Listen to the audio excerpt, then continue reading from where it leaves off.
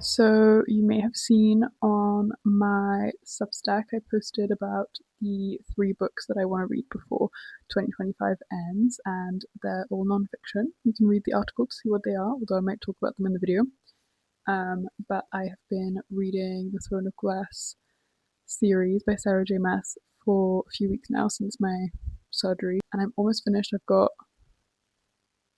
2.5 books left, which doesn't sound like I'm almost finished, but one of my goals this week is to just really read a lot. I am home alone for a couple more days because Mark is away in London. So I think the goal is to just get lots of reading done.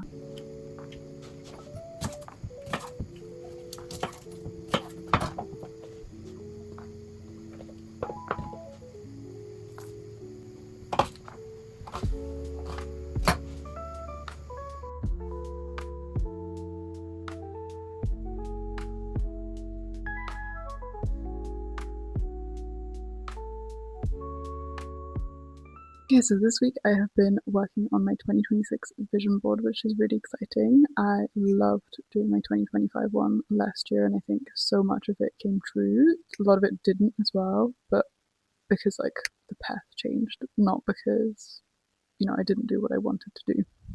So I thought I could show you my one from last year, go through it, and then tell you just a little bit about how I make them and the process I took to make the current one as well. So this is my one from last year.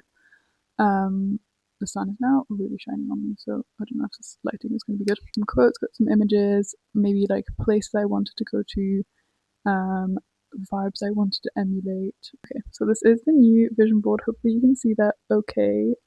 Maybe what I'll do is I'll pop it on the screen actually. That will probably be a little bit easier to talk through. The way that I like starting to make a vision board is when I think about the reflection from the year before, and then I look at what I want from the next upcoming year.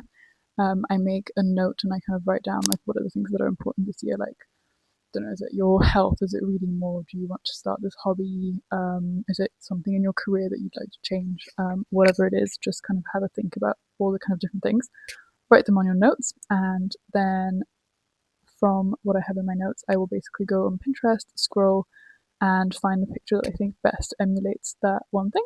Then I go into Canva and just add everything in. The first one is obviously related to having strong shoulders. I really want to get back into my gym routine in the new year, and recovery as well. Friends and family, planning for our wedding and engagement party. That's definitely in the works for next year. The next one is kind of representing like finishing our home. Like we moved in here this year, but I feel like it still needs some finishing touches. The next one is kind of related to public speaking, career. I really want to be hosting some more events, group coaching next year. That's kind of in the works, I think, in terms of confidence building. The sea, love the vibe of the sea, and I want to be in it and near it a lot more. I also have someone reading inside, cozy, that's the vibe here. Natural, beautiful curly hair, and also Roselia, I love her vibe. want to emulate her this year. A little cozy home working space. It's kind of what I'm building. We're going to talk about that in some future videos. Writing, whether it's for my Substack or just journaling, I love it. We also have a picture of where I'm from in France, like the vineyards. It's kind of, I want to spend a bit more time at home this year, so that's one of my plans. Outdoor sauna by the beach, one of the things I want to do more this year. Got a little camera for content creation. Gardening, I want to get into gardening this year, watch the space. And then that's Violetta, a ballerina that I follow. I also love her energy, so wanted to have her on there. And then I have 2 quotes: healthy body, healthy mind, healthy soul. I think that just embodies everything for this year, right?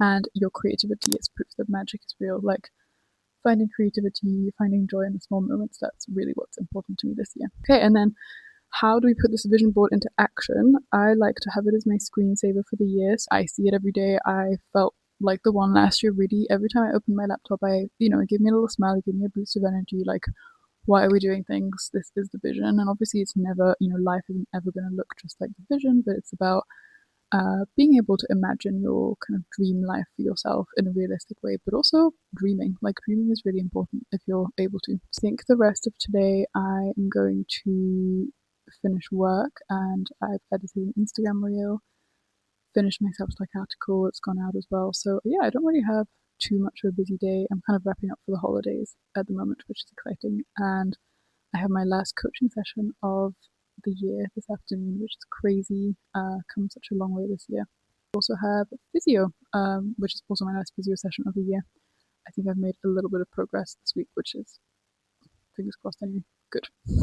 Okay, so I'm about to film an Instagram reel about my top 10 favourite books of the year, but I just thought I have to show you guys as well. Okay, so these are in no particular order, although actually this one should really come first. Fourth Wing by Rebecca Yarros. I read this whole series in Ireland when I was on holiday, and it was just so magical, and it just reminded me of being a teenager and obsessed with a book like completely in the world. I cannot recommend enough if you're in like a reading slump. This is the book to get you out of it. Childish Literature by Alejandro Zambra. I think that's how you say it.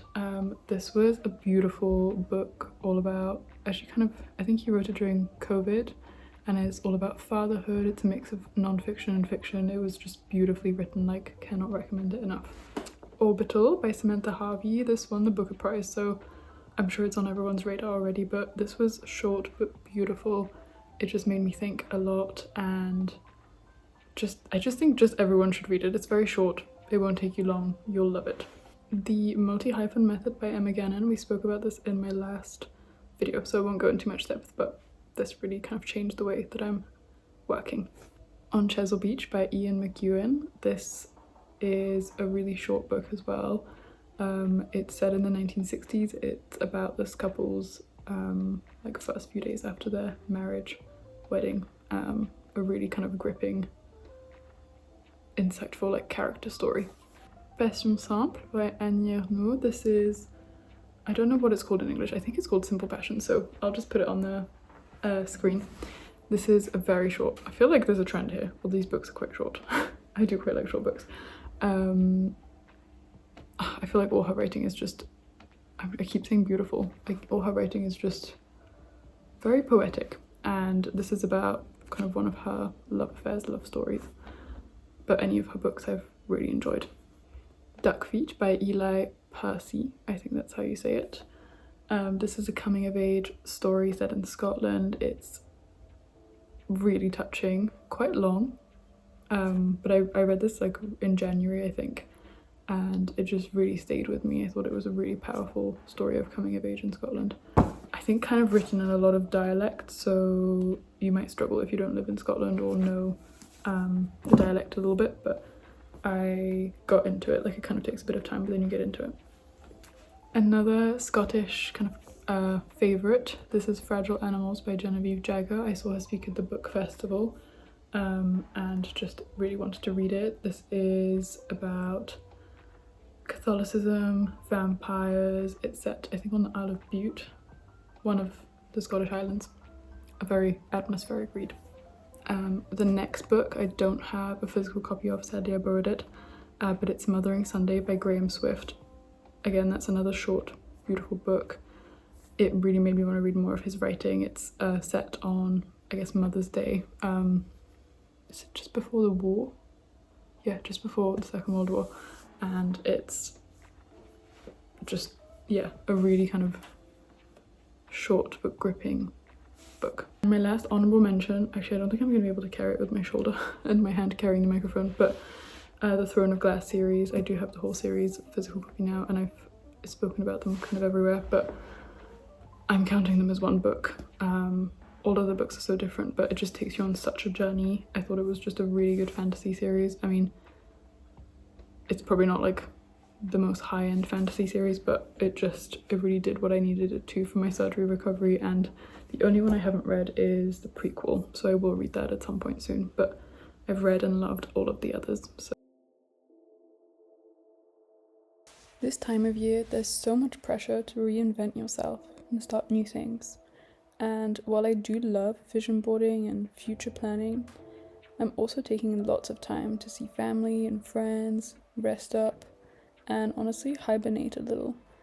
This is the season for it.